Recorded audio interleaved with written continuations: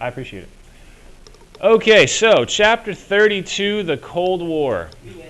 All right, skipping right to the end, we win, except as in most cases in wars, nobody really wins. So the way that we're going to cover this is we're going to run through kind of a highlight reel of themes and trends, as well as significant events, circumstances, people, things like that.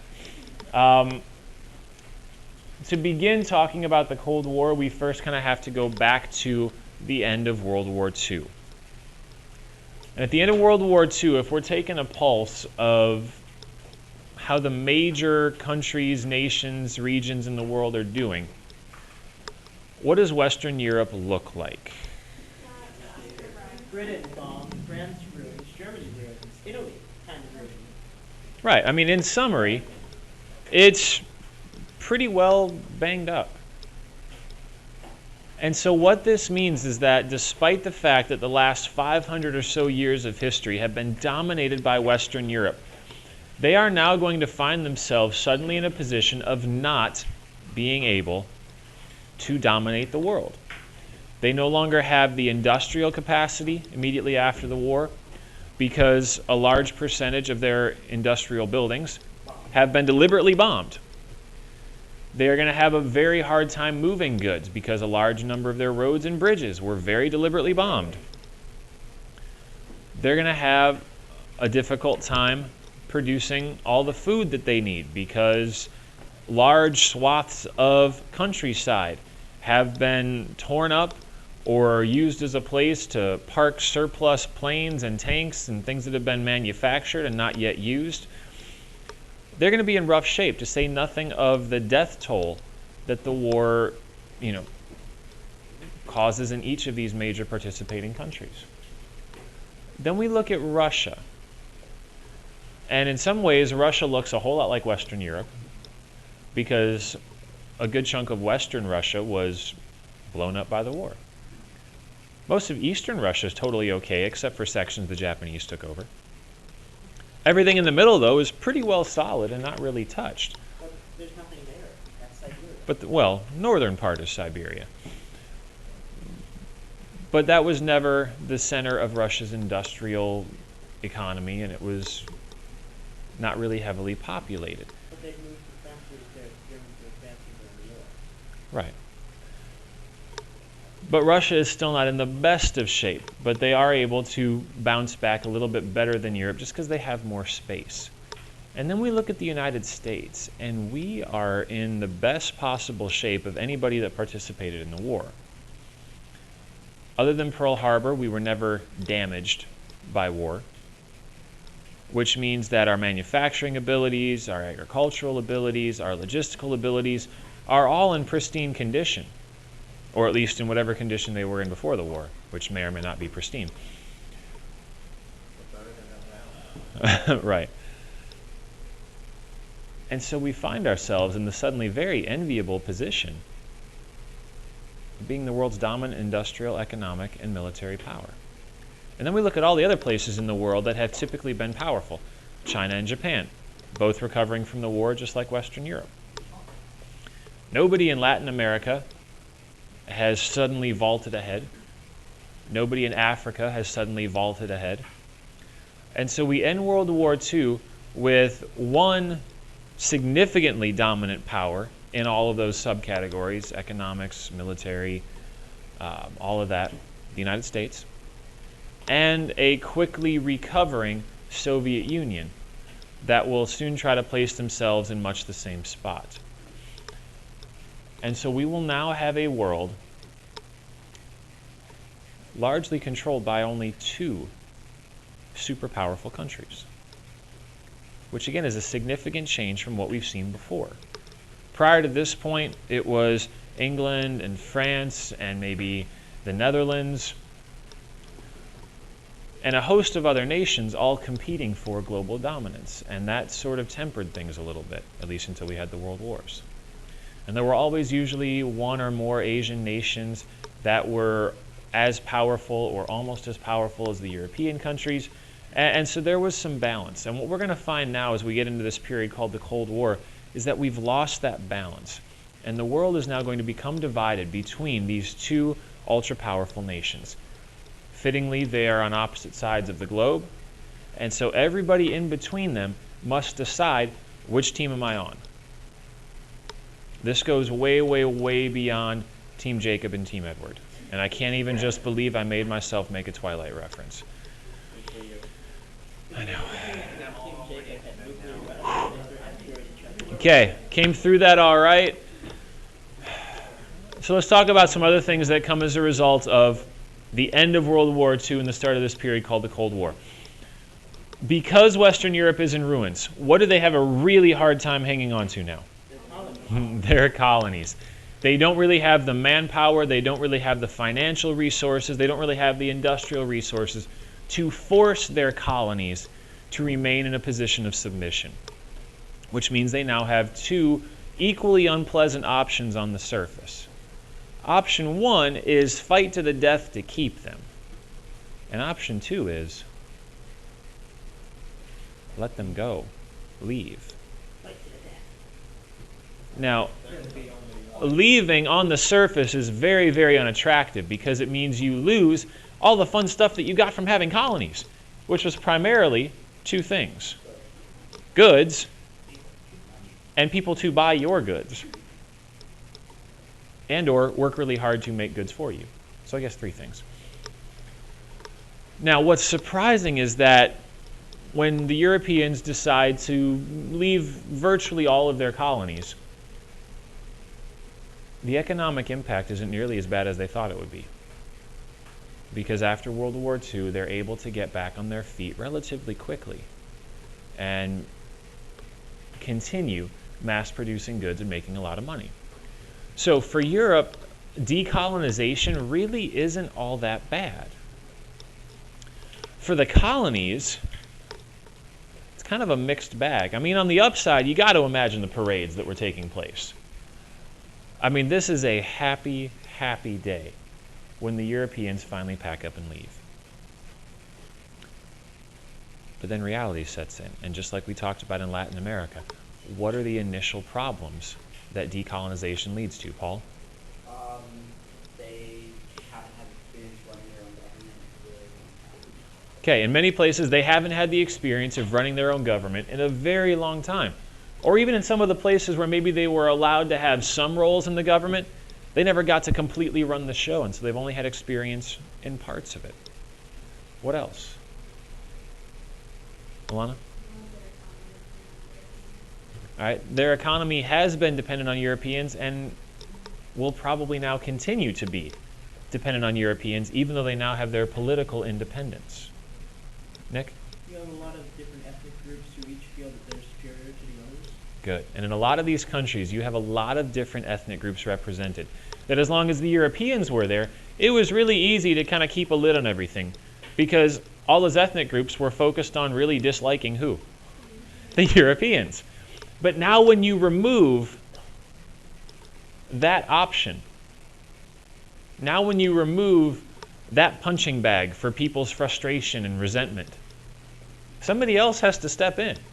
Alia? Do people from that colony go to the European countries? Nice. In some cases, yes. People from the colonies would go to whatever home country in Western Europe and go to college and learn Western teachings about whatever, economics, philosophy, engineering, whatever. And so you are going to have some Western educated natives that go back home, and they're actually going to be a lot of times the people that help to facilitate this change. So like Gandhi. Gandhi went to school, I think it was Cambridge, I could be wrong, but went to school in the West and then went back home.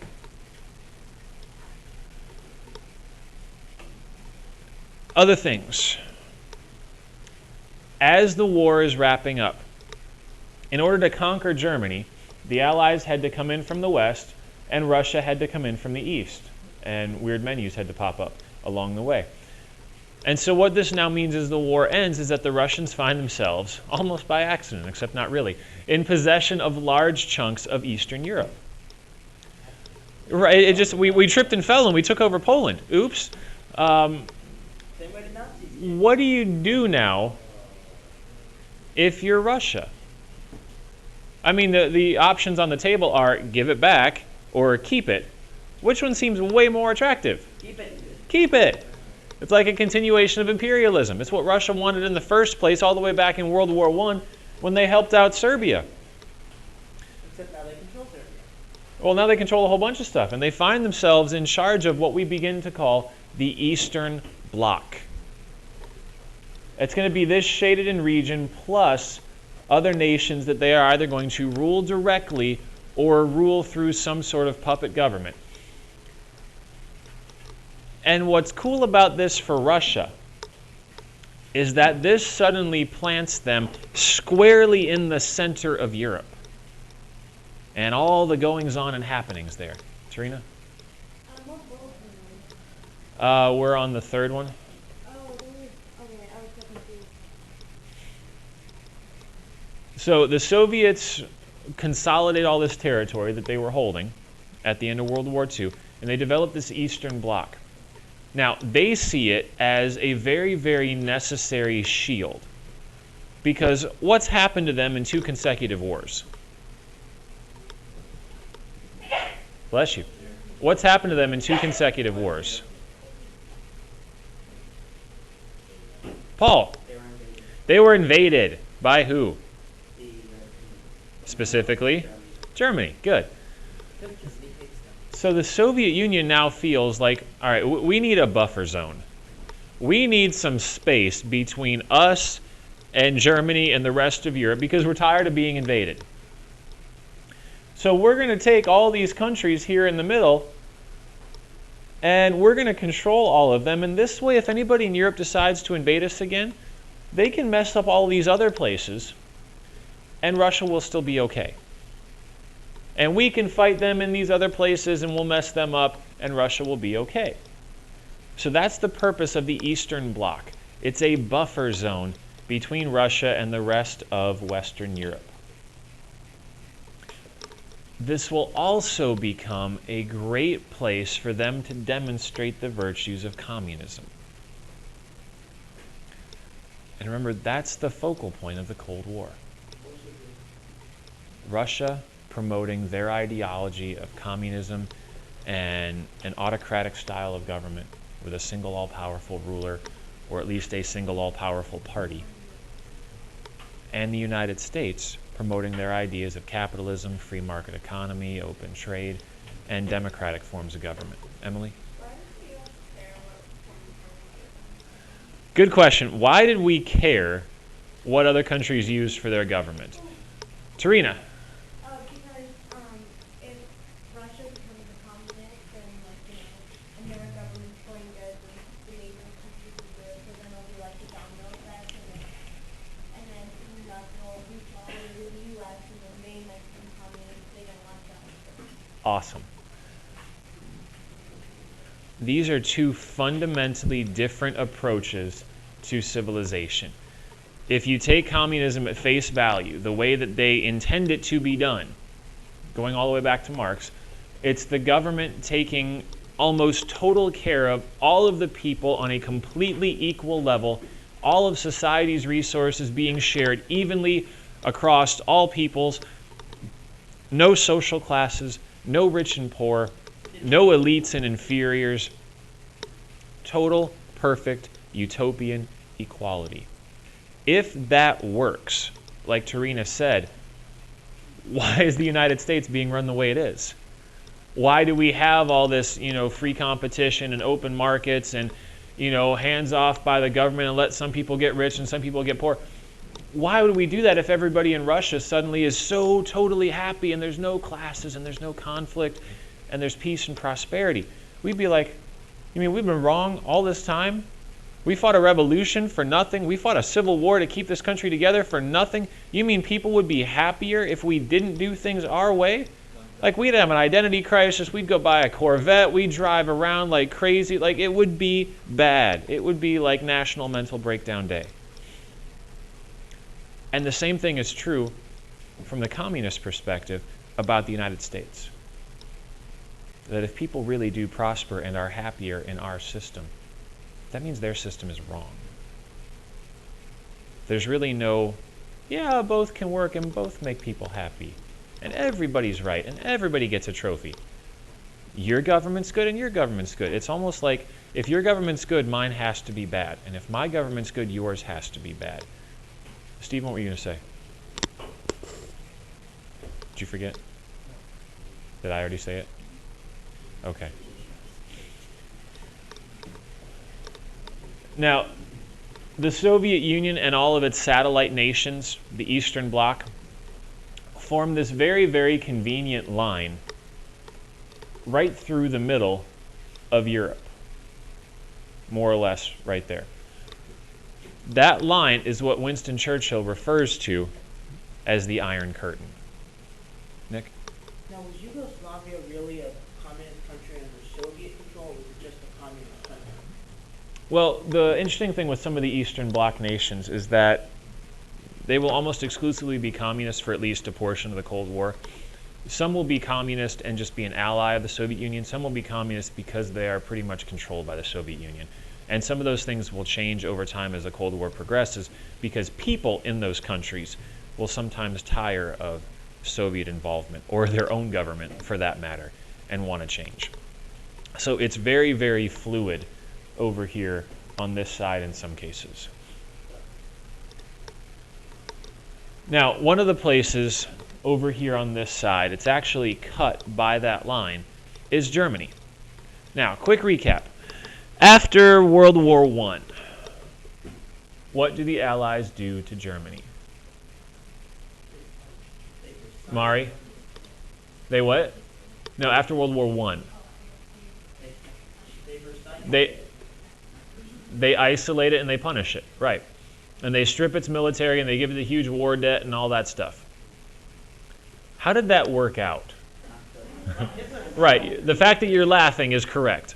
It did not work out well. It created a very angry, hostile, vengeful Germany. It created a perfect opportunity for Hitler to rise to power on this platform of we were wronged and we need to get revenge and all that.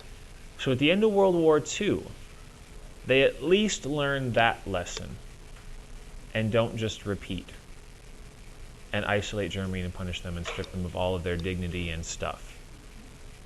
What they decide to do is split it up. Nick?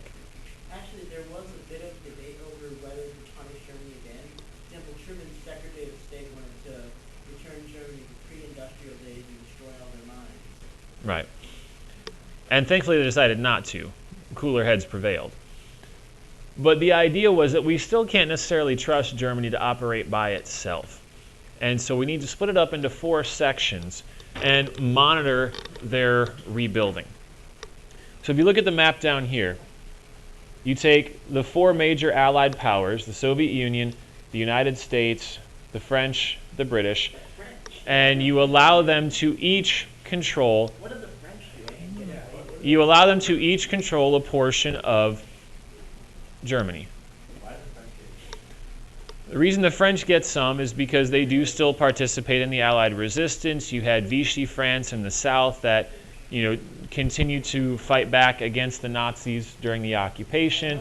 A number of the French military forces were spared and continued to fight after being rescued and taken over to England. So they did still play a role. It's not like we're saying it was all even, but they were still involved. Alia and then Ever? How did the United States look over Germany if they're so far out of the ocean? Good question. How do we keep an eye on Germany if we're on the other side of the Atlantic? Well, we actually then have to set up military bases in Europe. And we have to have American military personnel living overseas monitoring their progress. We do the same thing in Japan. And some of this still goes on today. We still have several bases in Germany, obviously not watching them and helping them rebuild anymore, but it's just kind of a continuation of that previous arrangement. And we still have military bases in Japan. Not that we're watching over them, but it's just kind of a continuation of that previous relationship.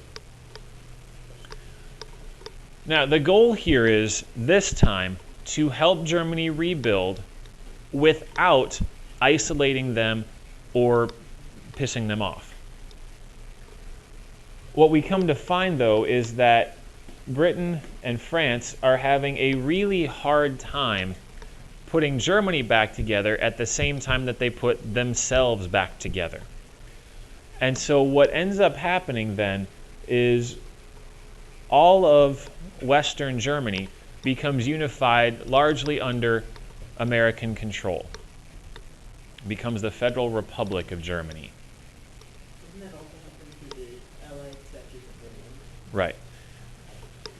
Now, the interesting thing to talk about with Germany is Germany's capital. Germany's capital is Berlin. And Berlin is right over here. But because it's the nation's capital, and because there are so many important governmental and industrial portions of the capital city, the Allies decided they were going to divide the city just like they divided the country. And so this little cutout map here shows the division of Berlin. You have similar divisions between the American, British, and French sides, with the Soviet Union then controlling the western side of Berlin, but all of this happening within the Soviet portion of Germany. If you are the Soviet Union, does this sit well with you? No. Do you have some little cutout over here that's yours? No. That's not fair. What's that little cutout next to Hamburg? There? Yeah. That's their port on the North Sea. That's a little cutout for Russia. It is a little cutout, but it's not going to last long. Wasn't the West German government located in Bonn, not Berlin? Right, but because Berlin was the nation's capital, it still needs to be divided. All right, so this then gives us our source of initial conflict in the Cold War. Yeah, Tarina? I'm really confused. I thought, like, you know the Berlin Wall? Yeah. Is that in Berlin, or is it, like... Yes. The Berlin Wall will eventually go up right through the middle of Berlin along that line to forcibly divide the city. So then how do Western, should they just travel to Eastern Germany to go to Berlin? Like in Germany? All right, let me see if this helps. So this gives us a side-by-side comparison of communism versus capitalism, right? It's not like United States way over here, Russia way over there. It's across the street from each other. Like there is literally a street in Berlin, and the west side was capitalist and the east side was communist. You literally have a side-by-side comparison of how this is going to work. And what we find is, as reconstruction and rebuilding begin, West Berlin and West Germany begin to recover much more quickly. Now, some of that has to do with the fact that a lot of people in Russia really wanted to punish the Germans because of 2 consecutive world wars. But it was also because the Russians didn't have the same financial abilities to help rebuild as the rest of the Allies. So what ends up happening is if you're living in West Berlin or if you're living in West Germany, your life is much better. Your economic opportunities are greater. Your standard of living is higher. The wealth available to you and the goods available to you are much more prevalent. If you are in East Berlin and East Germany, your life isn't quite so happy.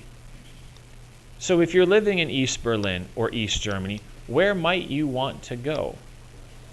West Berlin or West Germany. Now, at one point, it's as simple as just kind of walking across the street and buying an apartment or opening a business. But if we're seeing more people moving from east to west, from the communist side to the capitalist side, what does that say about the conflict in the Cold War? Stephen? The West is winning. And if the West is winning, what does that mean about the ideologies? Right, that the West's ideas are better and communism is flawed. So what you do, and Tarina, this might help with your confusion, they build a wall to force people to stay on their side so that they can't leave and cause further embarrassment to the Soviet Union. You're on your side and you're stuck there. You can't change. You can't go get a better one. You can't go get a better job, a better apartment, a better life. You're stuck here. Deal with it, because we don't want the embarrassment. Alia? Well, that becomes the new tricky problem then, is if you can somehow get your way into West Germany or West Berlin, you can get out. And so now the temptation is for people to sneak in, to find ways around the wall, over the wall, under the wall, to leave East Berlin and head through East Germany to try to get to West Germany, to somehow get out, to hop on a plane someplace and fly out. If you can get into West Berlin, you can take an Allied plane out of Germany entirely, and you can go to France or Italy or England or the United States. And so this becomes one of the great dramas of the Cold War, is people trying to get out of East Berlin and East Germany. And there are all kinds of crazy stories about ways that people tried to do this. Putting themselves in coffins and asking to be buried because they died, asking to be buried on the western side of the city or the western side of Germany because that was their homeland. And so, being nailed into a coffin and being taken across the checkpoint and, not being free. And people trying to climb over the wall at night when it's dark, people trying to dig under the wall, people hiring other people to, it's just crazy. You can, and they have, filled books with the stories of people that were trying to get in and out of Germany. Ever? I love when you guys ask questions I don't really know the answer to. I want to say it's somewhere around 20 feet, but I could be wrong. But remember, this is running through the heart of a city. And so some of the early attempts were people climbing up really tall buildings on the east side of the wall and jumping over and trying to land on a pile of mattresses that somebody in West Berlin had conveniently piled up just against the wall. So then they tear down a whole bunch of buildings next to the wall so that there's now a no man's land. And they set up barbed wire, and they have guards, and they have all and machine gun placements and all this fun stuff. So like I said, this becomes an incredible, dramatic part of the Cold War. Paul? It's all that barbed wire and machine gun placement going on the Soviet side. Right, because nobody in West Berlin. Right. So they're not having to fight to keep them in West Berlin. And here's the way the wall works. The wall actually, you got to remember, where is Berlin? It's in the Soviet side. So you really only need the wall running down the middle, because the west side of the western portion of the city is surrounded by what? Soviets. Everything over here is all this stuff. Does that make sense? That's always kind of the confusing part of the Berlin Wall, is people trying to visualize, well, where did they build it? I don't understand. How do you keep people in? Well, you surround this side of the city with checkpoints and fences and guards and things like that, because nobody wants to get into East Germany. And then you build the wall down the middle between the two sides. And that's how you keep people in, and that's how you keep people out. So it's actually a wall that isolates West Berlin, because that's where everybody's trying to get into. Mari?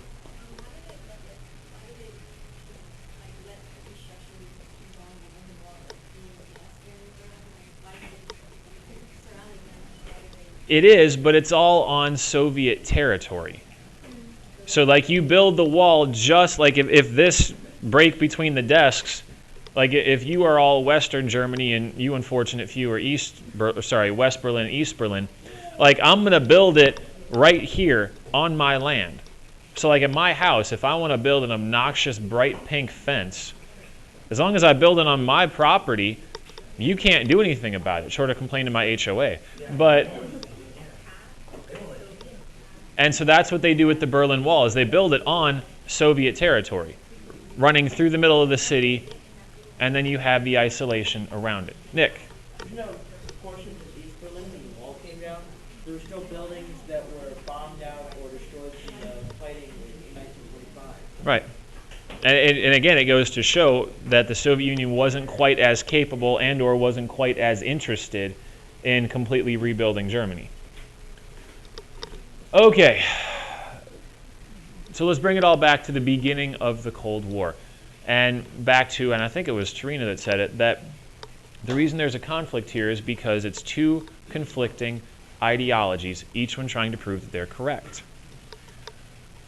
And the United States is scared that communism will be successful, and if it is, that will make communism more attractive, and other people want to become communist instead of being like us. And next thing you know, we're surrounded by communists. And then before you know it, American people are like, we want to be communist. And they elect a communist president, and the world ends. So the president comes up with something called the Truman Doctrine. Harry Truman comes up with the Truman Doctrine that basically says we need to stop the spread of communism. We need to treat it like a disease. If you get mono, what do we do to you? We isolate you. We send you home and we say, don't come back until you're cured. You have this policy of containment. We are going to contain this disease until we can kill it or it dies a natural death. We cannot allow it to spread. You cannot come to school with mono because you'll infect everybody else, and next thing you know, the whole school will have mono and we'll all be miserable. We cannot allow communism to spread because if we do, it will spread everywhere and we'll all be miserable. That's the U.S. take. So we have the Marshall Plan. This is the action. And this might help you separate the two. The Truman Doctrine is the idea. The Truman Doctrine is the idea of containment. The Marshall Plan is the action carrying out containment. The Marshall Plan is actually a fistful of dollar bills. Oh, except like $100 bills, except like millions of dollars. Anyway, the Marshall Plan is a financial investment in Western Europe. Because as France needs to rebuild, and we talked about this before during the Depression, the people, the average person in France, do they care more about political ideology or rebuilding their house? Rebuilding their house. Do they care more about ideology or getting back to work? Getting back to work. So, whoever helps them get back to work and get their house back up the fastest is their new best friend. So the Marshall Plan is our way of helping to ensure that we are their new best friend. Right. So we give massive loans to countries that need to be rebuilt to ensure that they don't choose communism, to keep their democratic governments afloat and keep their people happy, so that their people don't vote them all out and vote in a bunch of communists. And it works. Well, it keeps their governments afloat, and it allows Western Europe to rebuild, and it prevents any sort of communist takeover of the government. Now, what that also means, though, is that the United States is carrying a huge amount of debt to make this all work. And so you get one of the more memorable political cartoons of the day, because these are all American tax dollars that are funding the Marshall Plan. And so the political cartoon and the joke at the time was that it's the American taxpayer that's keeping Europe upright and moving forward on this bike of the Marshall Plan. Make sense? But what this is also talking about is the incredible stress that this places on the American economy to continue to grow and prosper, so that we can not only keep putting ourselves back in order, but also everybody else in Western Europe. Right. It works, but it's an incredible strain. This isn't just a rah-rah, everything's easy for America, we're always the good guy kind of thing. Like, stop it. There are significant challenges that we face during this Cold War. Now, as the Soviet Union becomes more and more aggressive, and the United States becomes more and more aggressive, each with their policies to try to stop the other's influence. We decide we need help. Now, if we go back to the things that caused World War I, that MAIN, what was the A? Alliances. And if we go to World War II, what was one of the things that caused the war? Alliances. So clearly, when there is potential for conflict, and you add lots and lots and lots of people to now be available for a conflict, if that conflict comes, you end up with a really big fight. So the logical thing to do is, if we don't want to have a big war, we create new alliances. Wait, what? That's what we do. We create new alliances. NATO becomes the new allied alliance. Anybody who's paying attention went, that's NAA. That's not NATO. I don't understand. What's NATO? NATO is the North Atlantic, because all the countries involved are in the northern half of the Atlantic. North Atlantic Treaty Organization. Stephen?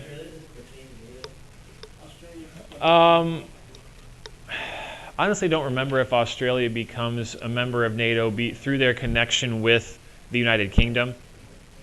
They may actually, I'm not sure. I don't think India did, and that was a form of Well, India gains its complete and total independence and doesn't really want to maintain a relationship at that point.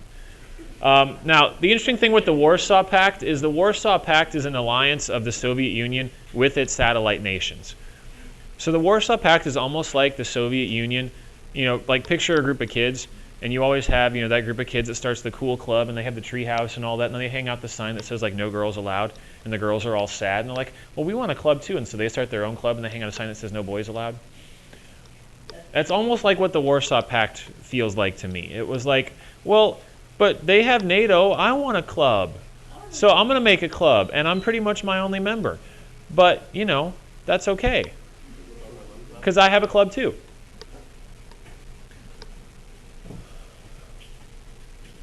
So once again, what this will ensure is that if this ever does turn into a conflict, there's 30 some odd countries that are going to get sucked into this. Sometimes we're slow to learn. All right, a few final trends that we see with the Cold War. Nick? Did the Asian communist countries join the Warsaw Pact, or Not not? really. I mean, I forget if China did. I don't think they did, but I mean, there was kind of a very clear alliance between communist nations even outside of Europe. So like when Mongolia, China, Tibet, like there's still an assumption that if you're a communist, you're on Russia's team, because why would you not be? Sahil? NATO is the United States, Canada, Britain, France, Italy, West Germany, eventually Spain and Portugal once Spain gets rid of Franco. And then slowly, and there's actually, I think I have a map of it, which should make life easier. The dark blue is NATO. So the United States, Canada, Greenland, and Iceland, obviously huge contributors. England, France, West Germany, Switzerland stays out of it as usual. Luxembourg, Belgium, Italy, Portugal, Sweden, Denmark. Emily?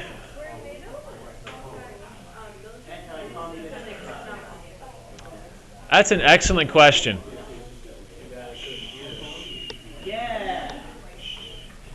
The question was, are NATO and the Warsaw Pact military alliances or economic alliances? They are primarily military alliances, but what you find is that military partners will then also normally trade with each other in order to ensure that they stay strong and they maintain their close connection. So it's not strictly an economic alliance, but it ends up having economic benefits. Trina?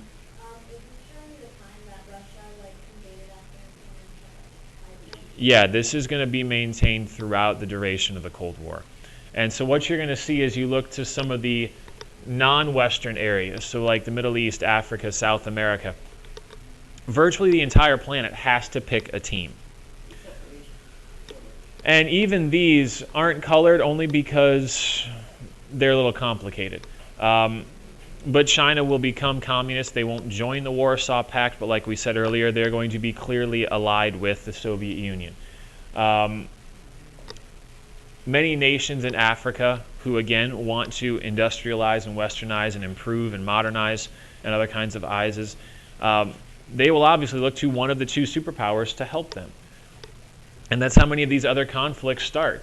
The fighting in Vietnam, the fighting in Korea, the fighting in Afghanistan, the fighting in lots of places in Latin America, Cuba. Like, these are all places that turn to one or both of the superpowers looking for economic assistance. And whichever side they get it from, like, that's their team. Nick? Why is Egypt not aligned with communists? I thought they were using Soviet help to try and destroy Egypt.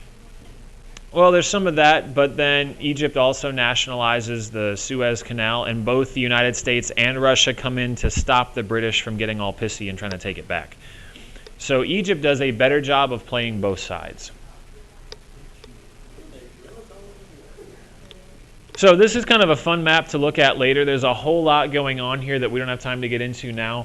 All of these places with the little dots are where you have small pockets of adversity within an established country's government. So either a country that's already dedicated itself to communism that has nationalist movements against it, or more democratic countries that have communist movements against it. There's a lot of really fun stories. And fun isn't the right word. That fun makes it sound like, yay, happy. No. Like horrible, but very interesting. So some of these are worth a closer look as you have time and interest in, all of your copious free time that you have because of this class.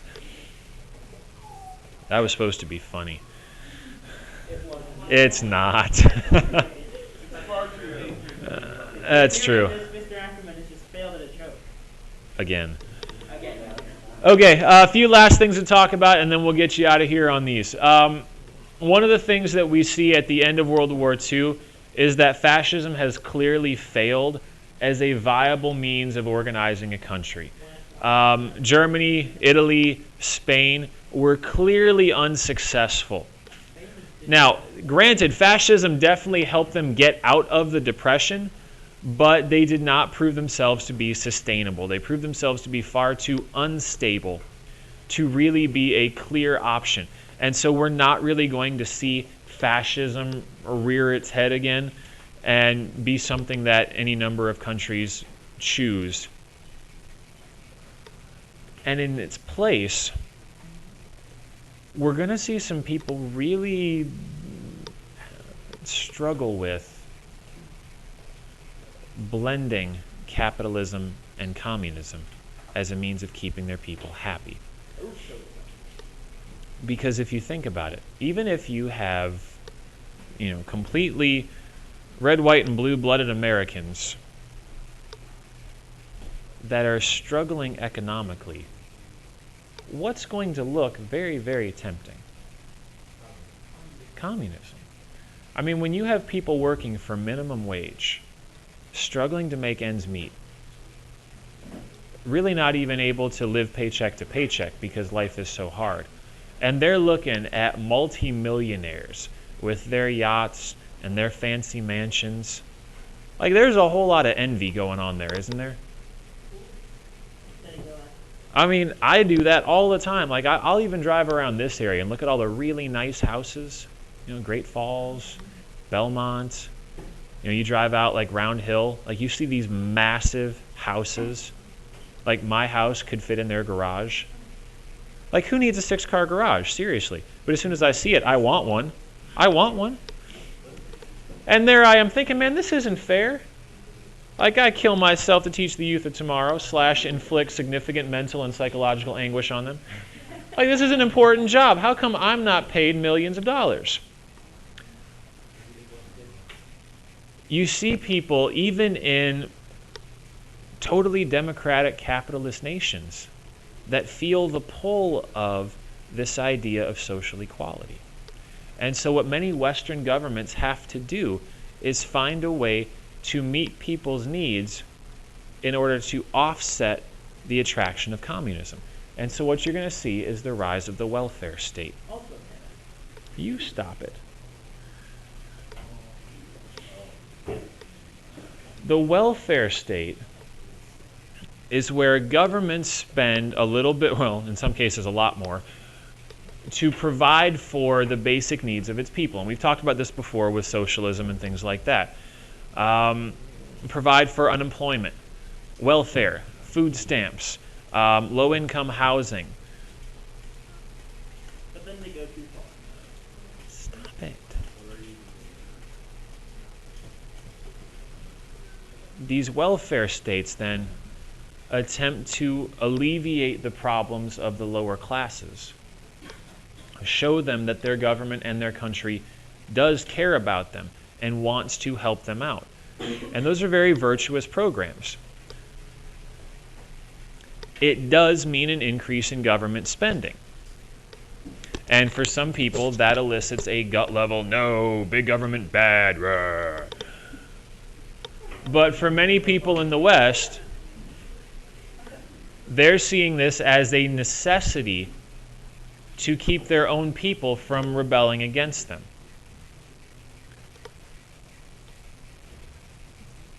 So this is not necessarily socialism. These are still capitalist economies. They still have free trade, it's still a free market, but they are trying to do a better job of meeting the basic needs of their people to ensure that their society is more stable.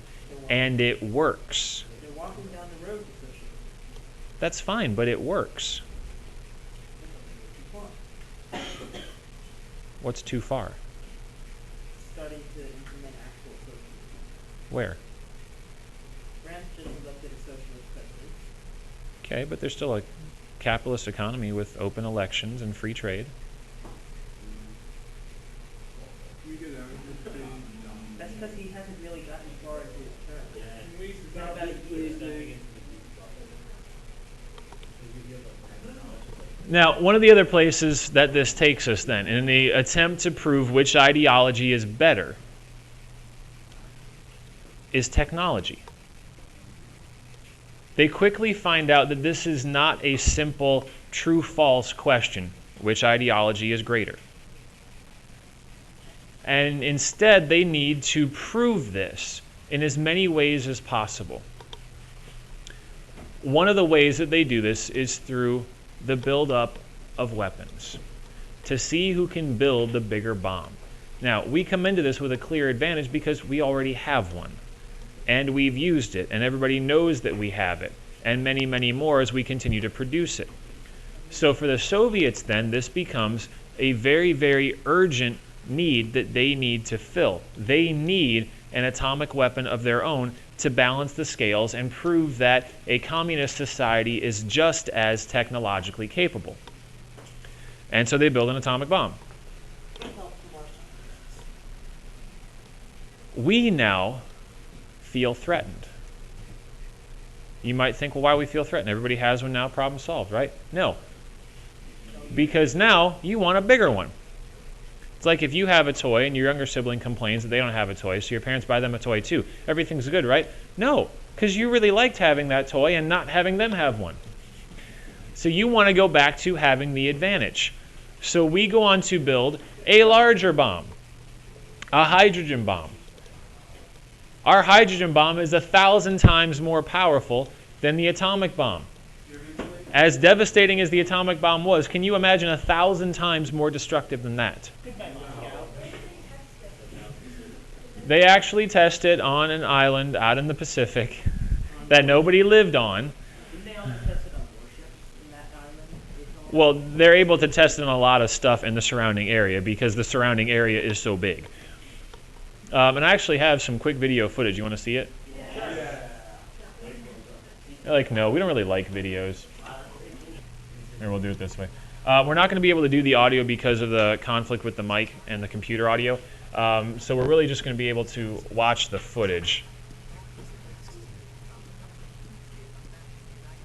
All right, so this is the hydrogen bomb called Mike. Mike kills people.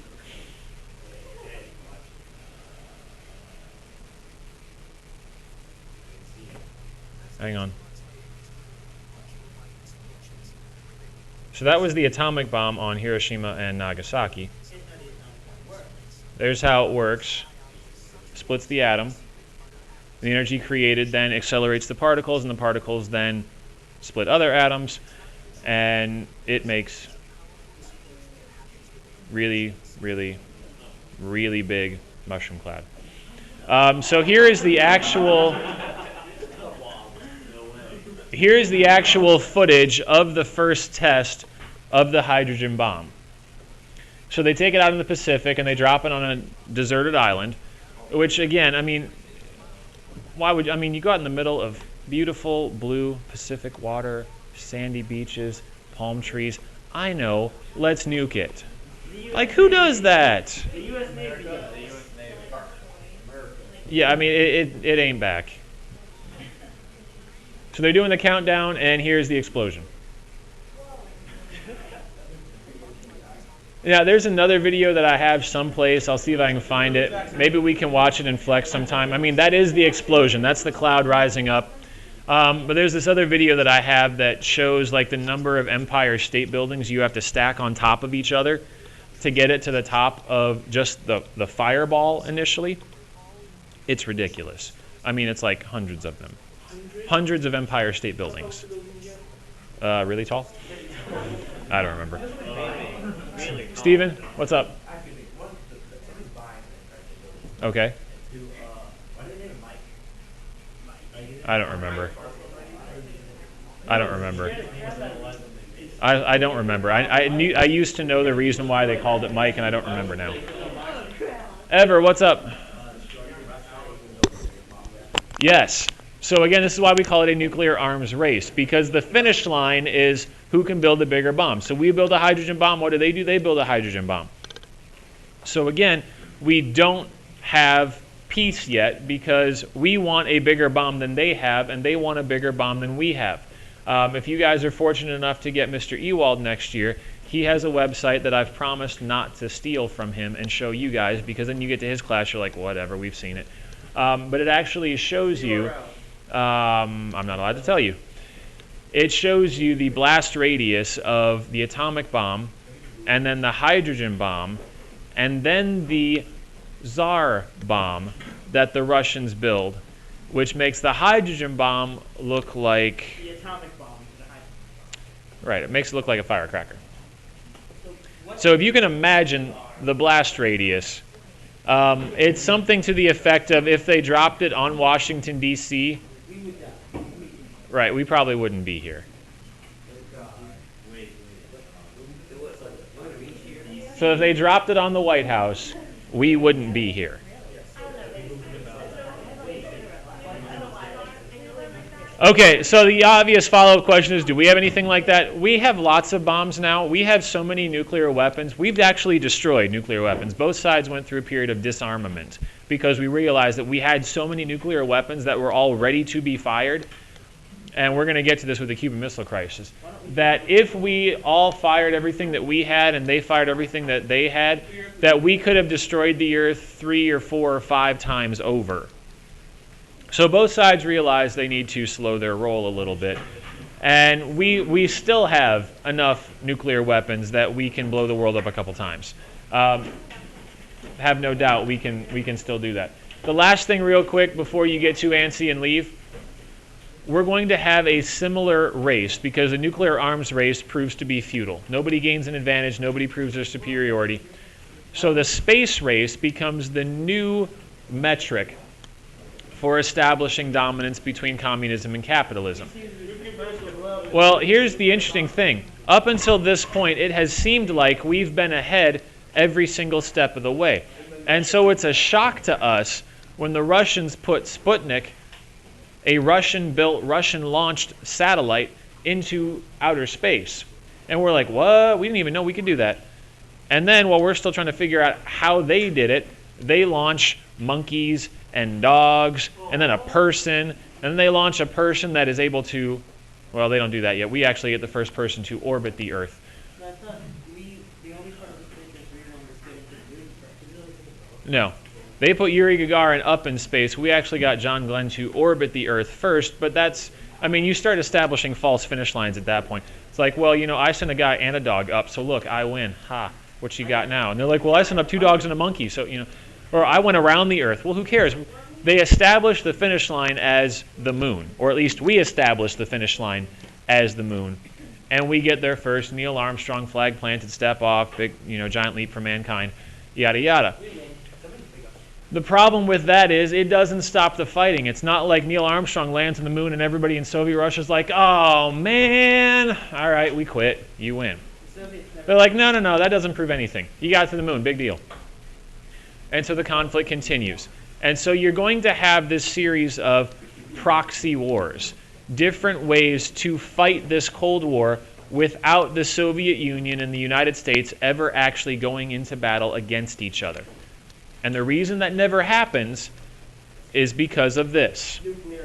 Because if we did, at some point, somebody's going to get an itchy trigger finger and go, I know how to solve this. Beep!